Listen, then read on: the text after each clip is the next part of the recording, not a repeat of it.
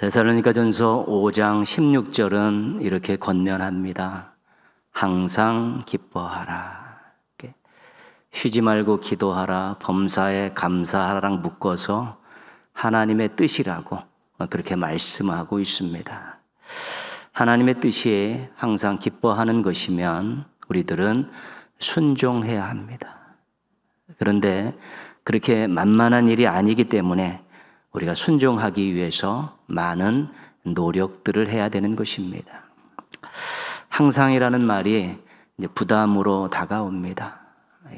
항상을 계속해서로 그렇게 해석을 하면 부담일 수밖에 없습니다. 계속해서 기쁘게 살 수 있는 인생은 없기 때문입니다.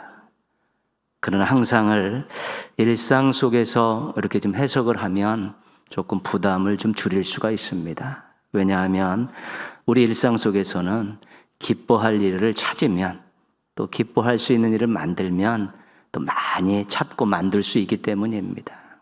식사를 하고 커피를 마시는 사람들의 얼굴에는 웃음이 있습니다. 종이컵에 믹스 커피를 마시든지 또 아메리카노를 마시든지 좋은 사람과 식사를 하고 차 한 잔을 나누는 사람들의 얼굴에는 웃음이 있고 마음에는 기쁨이 있습니다. 요즘에는 놀이가 사라지고 있어서 안타깝습니다.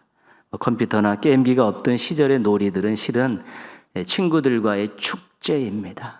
어린아이들도 그렇고 어른들도 그렇고 함께 어우러져서 놀면 그것은 축제입니다. 좋은 친구들과 함께 웃으면서 기쁘게 놀았기 때문에 그 시절의 우리 추억들이 항상 기억이 나고 가슴에 박혀 있는 것은 기뻤기 때문에, 즐거웠기 때문인데, 그런 또한 우리가 놀이들을 통해서도 일상에서 얼마든지 기쁨과 즐거움을 맛볼 수 있습니다.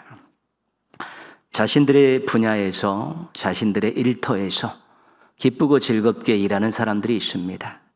자신의 능력을 발휘하고 자신들의 필요한 것을 얻기 때문에 만족합니다. 좋은 동료나 또한 좋은 동역자와 함께 목표를 이루어가는 것이 기쁠 수밖에 없는 것입니다. 자신의 일상에서 기쁨을 찾으려면 실은 많이 찾을 수 있습니다. 특별히 자신과 관계된 사람들과 좋은 관계를 맺으면 맺을수록 그들과 어떤 일을 하든지 일상에서 많은 기쁨들을 누릴 수 있게 되는 것입니다. 사람들과의 관계 속에서 자신의 삶의 자리에서 자신들이 하는 일에서 기쁨을 많이 만들어낼 수 있는 것이죠. 그러면 우리가 항상 기뻐할 수는 없지만 자주 기뻐할 수는 있게 되는 것입니다. 물론 우리가 100% 항상 기뻐하는 것이 우리의 능력으로는 어렵지만 그래도 일상의 삶 가운데서 특별히 우리가 좋은 관계를 유지하면서 의미 있는 일들을 하면서 그렇게 산다면 우리들은 자주 기뻐할 수 있는 그런 신앙인들 될 수 있는 것이죠. 또 항상 기뻐하라는 말씀에는 조금 부족하지만 일상의 기쁨들을 많이 찾고 만들어내셔서 우리 자주 기뻐하며 사시기를 주님의 이름으로 부탁드리겠습니다. 코로나19가 오기 전에 성탄절에는 우리 동네 모든 가족들이 남녀노소 다 모여서 예배를 드리고 또 이렇게 찬양대가 이렇게 칸타타 연주를 하고 그랬습니다. 감사와 감격으로 예배를 드렸고 함께 기뻐하며 또 영광 돌리는 그런 일들이 있었습니다. 그때는 주저함이 없었죠. 어떤 요일에 상관없이 성탄절이라 그러면 함께 모이는 것이고 또 전날에는 또 우리가 아이들, 교회 학교 아이들 발표회 하고 찬양대 계속 연습하다가 또 성탄절 때 또 하나님 앞에 영광 돌리는 이 과정 속에서 얼마나 많은 감격과 기쁨을 누렸는지 모르겠습니다. 2017년 성탄절 예배 때 드렸던 연합찬양대의 칸타타 크리스마스의 노래, 우리 마지막 찬양 우리 한번 같이 듣겠습니다.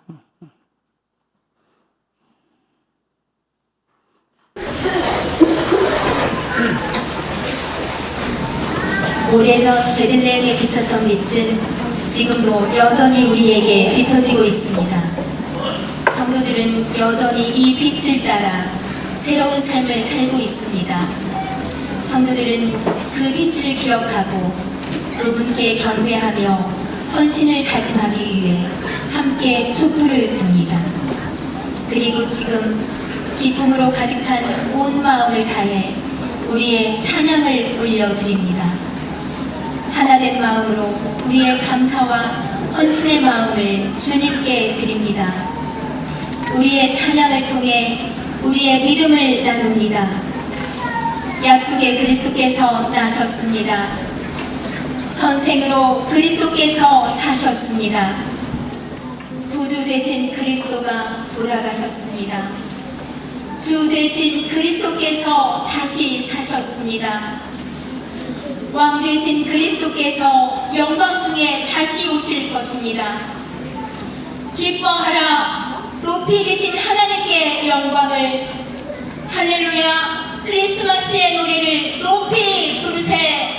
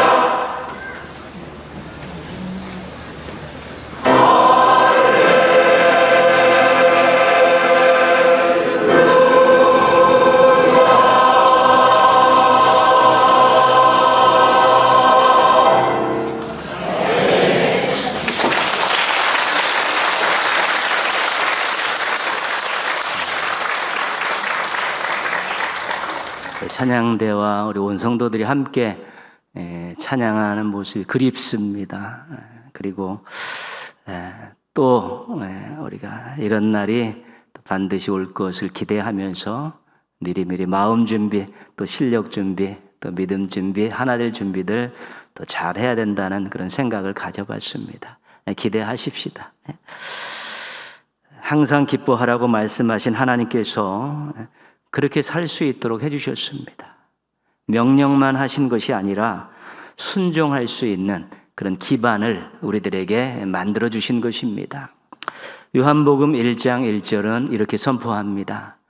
태초에 말씀이 계시니라. 이 말씀이 하나님과 함께 계셨으니 이 말씀은 곧 하나님이시니라. 태초에 계셨던 말씀, 예수님이십니다. 그 예수님이 하나님과 동등하신 분이셨고 창조도 주관하셨던 그런 분이십니다. 하나님이셨습니다.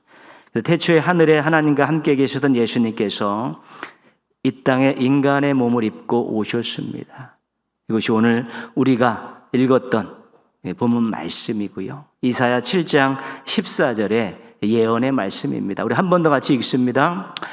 보라, 처녀가 잉태하여 아들을 낳을 것이요 그 이름을 임마누엘이라 하리라 하셨으니 이를 번역한즉 하나님이 우리와 함께 계시다 함이라. 임마누엘이라는 이름으로 예수님께서 오셨는데 그 예수님이 하나님이 우리와 함께 하신 증거라는 것입니다.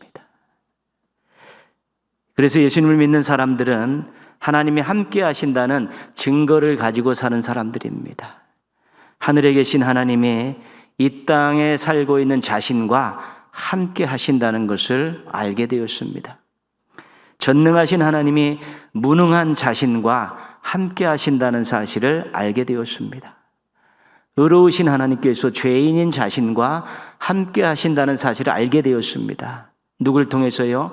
이 땅에 오신 예수님을 통해서 하나님이 나와 함께 하시고 이 땅에 피조물로 살고 있고 무능한 인간이고 또한 죄인인 인간인 하나님이 나와 함께 한다는 사실을 예수님이 임마누엘으로 이 땅에 오심을 통해서 알게 되었고 이제 증거를 손에 쥐게 된 것이죠.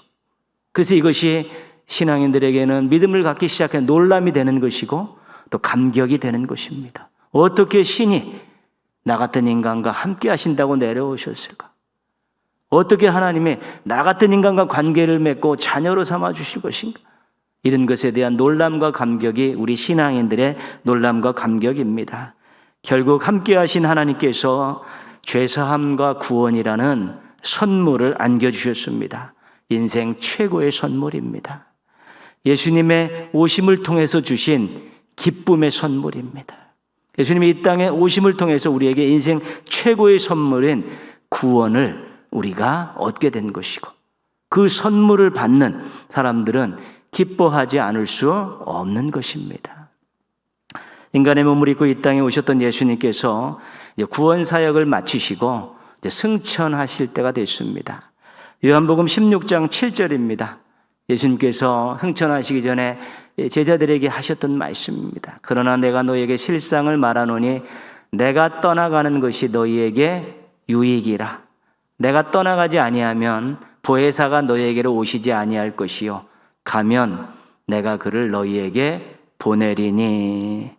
예수님께서 이 땅을 떠나 하늘로 올라가시면 임마누엘의 이상이 생기는 것입니다.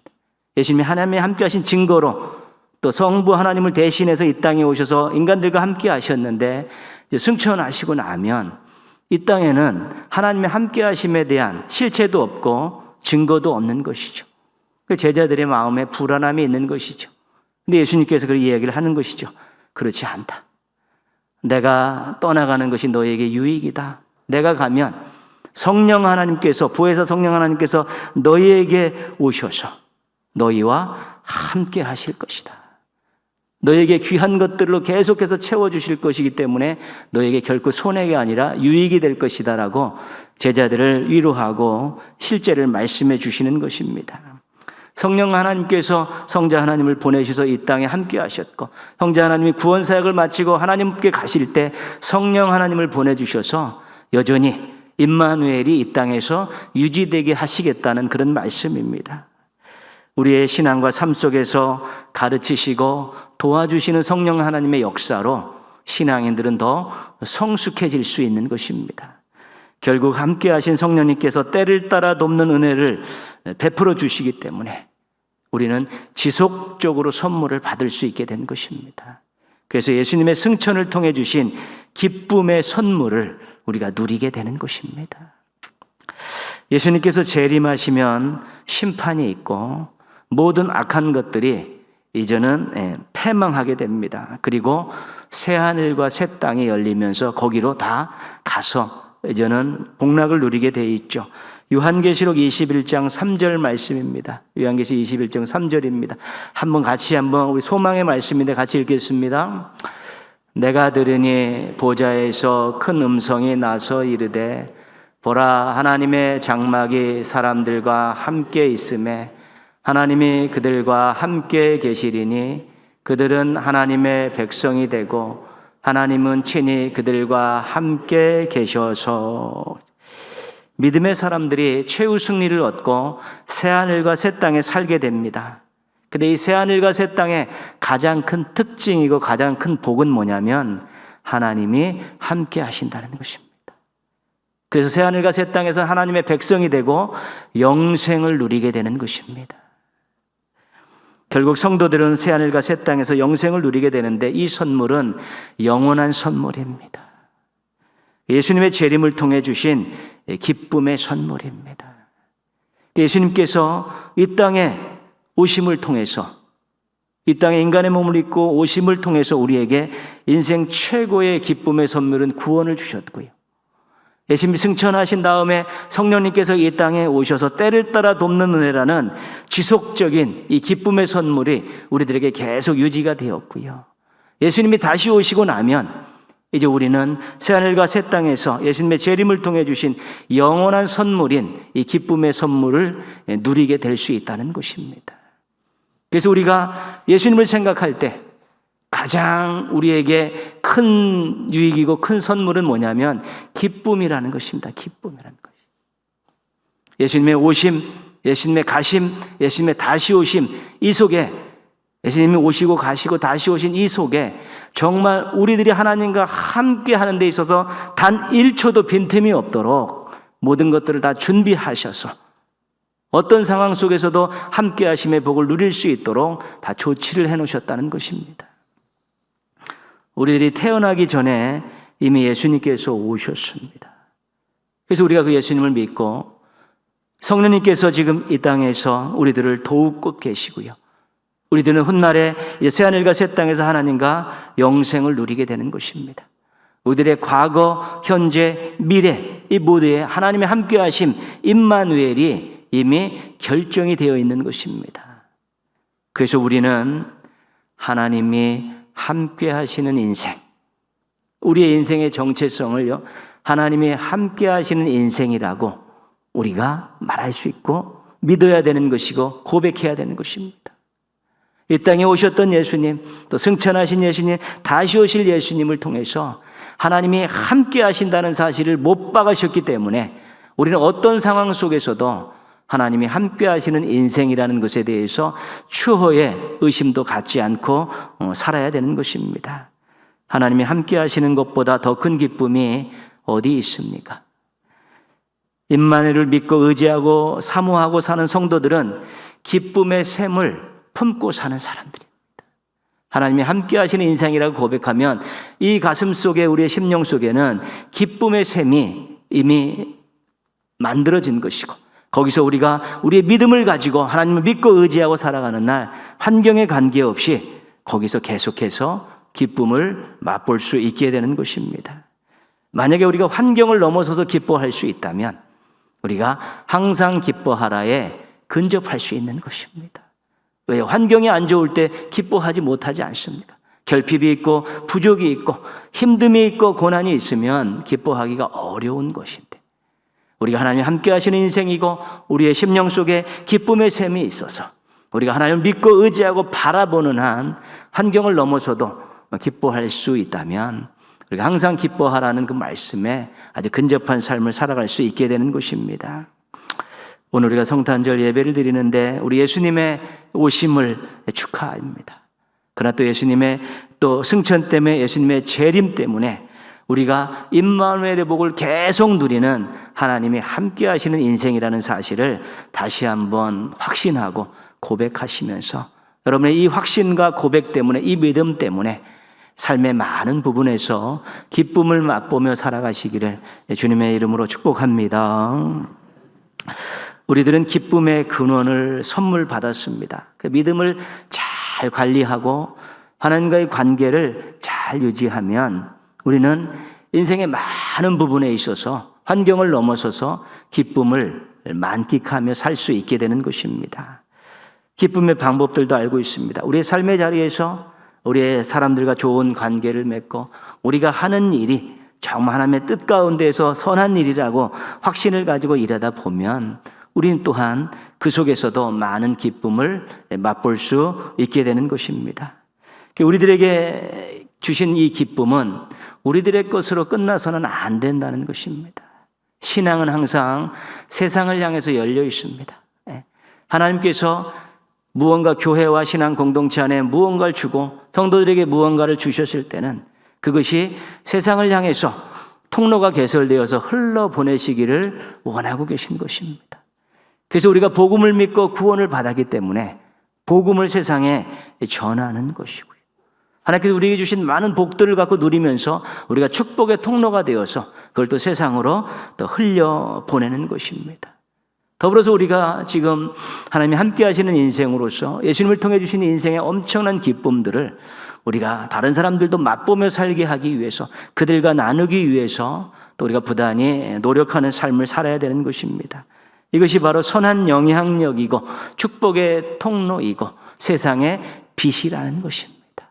결코 한 사람의 인생으로 끝나는 것이 아니라 주변에 엄청나게 많은 선한 영향력을 끼치는데 우리가 정말로 항상 기뻐하지는 못하지만 자주 기뻐하고 항상 기뻐하는데 근접하게 살 수 있다면 그것은 놀라운 일입니다. 그것을 바라보는 세상 사람들은 궁금해할 것이고 우리와 가까이 하려고 할 것이고 그 원인에 대해서 또 묻기도 할 것입니다. 그때 우리에게는 하나님의 함께 하심이 있다라고 나는 기쁨의 샘이 있다라고 이야기하면서 그들에게 또한 하나님에 대해서 복음에 대해서 또 말씀에 대해서 함께 나눌 수 있으면 그걸 통해서도 세상을 변화시킬 수 있는 영향력 있는 인생이 되어질 수 있게 되는 것입니다. 예수님은 따뜻한 마음을 가지고 사셨습니다. 우리 복음서를 읽어보면서 사람들을 대하시는 예수님의 마음을 우리가 읽을 수 있습니다.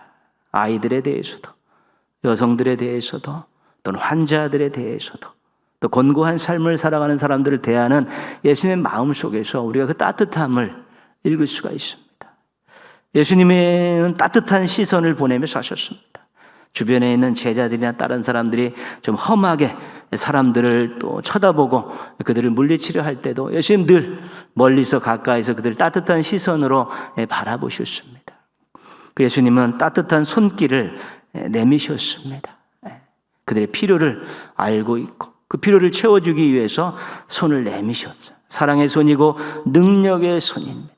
그 손을 내미시면서 사람들의 어둠을 거치게 하고 용기를 내게 하고 미래를 바라며 살 수 있도록 해주신 것이지요. 예수님을 통해 임마누엘의 복을 누리는 우리들도 실은 이 땅을 살면서 따뜻한 사람들이 되어야 되는 것입니다. 예수님이 그렇게 따뜻한 마음과 시선과 손길을 가지고 사셨기 예수님을 통해서 기쁨을 얻은 우리들도 하나님이 함께 하시는 인생이라는 확신을 가지고 좀 따뜻한 마음과 시선과 손길을 가지고 또 그렇게 살 수 있어야 되는 것이지요. 세상이 많은 발전을 이루고 있지만 사람들의 마음은 점점 피폐해지고 있습니다. 부족함 없이 많은 것들 누리며 사는 것 같지만 그 마음 깊은 곳에서는 사랑의 고갈을 느끼게 되는 것입니다. 그렇기 때문에 마지막으로 갈수록 신앙인들에게는 믿음이 필요하고 세상 사람들에게는 사랑이 필요한 것입니다. 믿음을 가지고 하나님이 함께 하시는 인생을 살고 영생 복락을 이미 하나님이 함께 하실 것을 확신을 갖고 소망을 갖고 사는 우리들이 이 땅의 어두운 부분을 조금씩 밝히고 힘들어하는 것을 손잡아주고 또 필요한 것들을 함께 나누는 이런 일들을 우리 개인적인 삶을 통해서 우리 공동체가 교회 신앙 공동체가 끊임없이 따뜻함을 발산할 수 있는 그런 모습들로 이제 살아가야 되는 것입니다. 일상에서 일어난 일인데요. 우리 동영상 하나 잠깐 보겠습니다.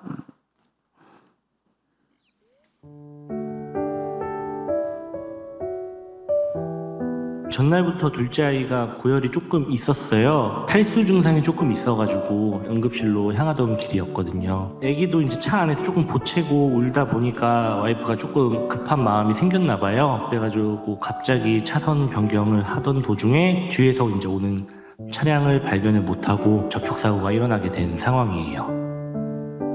접촉사고가 난 다음에 저한테 바로 전화가 왔더라고요. 그래가지고 제가 상황 설명을 드리고 아기가 아파서 응급실 가던 도중이었다, 죄송하다고 말씀드리고 보험 처리해드릴 테니까 저희 먼저 갈 수 있도록 양해 좀 부탁해달라라고 상대방 차주분한테 이제 얘기를 하라고 했는데, 와이프가 이제 차에서 내리는 순간 머리가 하얘졌나 봐요. 아무것도 생각이 안 나서 그냥 상대방 차주분한테 가가지고 아 죄송합니다, 아이가 아파서라고 이제 얘기를 하니까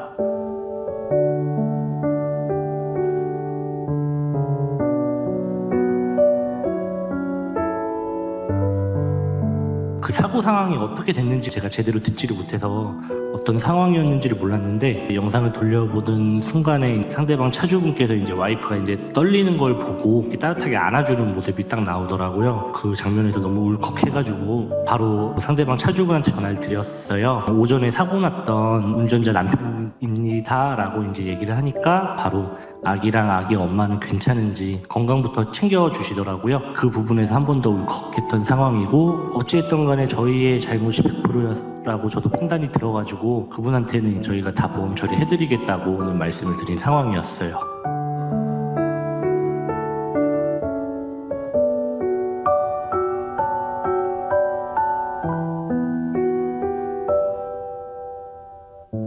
상대방 차주분도 많이 바쁘셨을 텐데 와이프부터 챙겨주셔가지고 너무 감사드리고, 덕분에 저희 아이도 많이 건강해졌고, 선생님은 이제 작은 배려였겠지만 저희한테는 큰 배려로 이제 다가왔거든요. 저도 이제 그런 것을 배워가지고 다른 운전자들을 먼저 생각할 수 있는 운전자가 되도록 노력하겠습니다.